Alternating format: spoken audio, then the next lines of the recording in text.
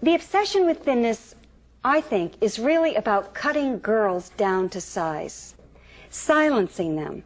So not only do we have images of very thin girls and women, we also have many, many images of girls in ads with their hands over their mouths, or worse, with her lips sewn together, or silenced in many other ways.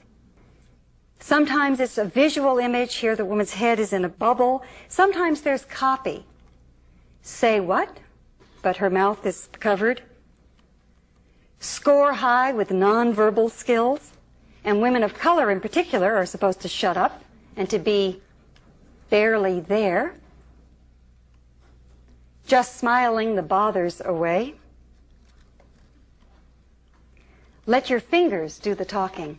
It's endless, message after message. Soft colors. Let your eyes be heard without making a sound. And the body language of girls and young women is usually passive, vulnerable, get used, and very different from the body language of boys and men. So we have women typically posed like this, and men like this. A woman like this, a man like this. And this starts so early. Look at this double-page spread from Calvin Klein. The incredible difference. The girl, again, her hand over her mouth. All of the ads in the March 1999 issues of two progressive parenting magazines featured active boys and passive girls. All of them. An ad featuring a boy, an ad featuring a girl, a boy, active, exploring the world, a girl, trying on lipstick. This ad always makes me sad. I look at it and I see that the boy is already learning to look tough, to have that look of contempt. The girl has already got the smile down pat. Now, I have scores of these ads, too, and they're always the same. The boy is taller, the boy is looking down at the girl is looking up, the girl is smiling. Always the same, unless race enters the picture, and then it's reversed, which makes it very clear that this is about power.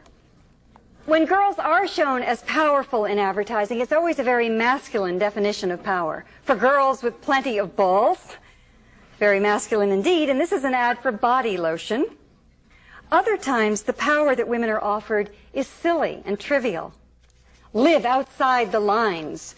But what that means here is that she's able to use the men's room. What a great revolution. And this reminds me of an ad from my original film, an ad from the 70s that told women to relax and enjoy the revolution.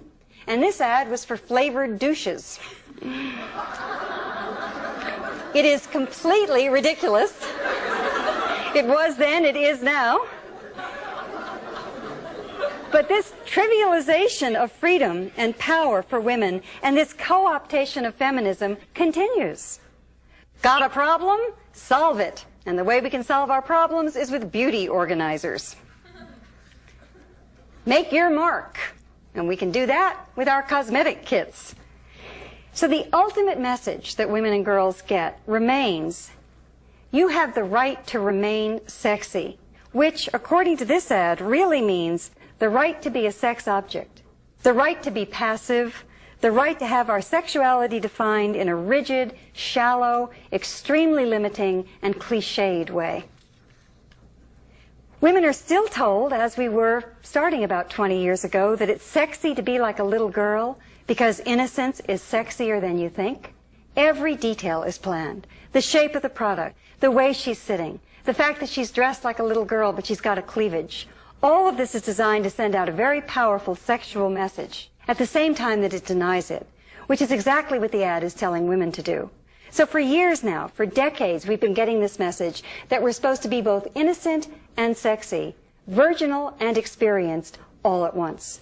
Now, as many of us know, this is tricky.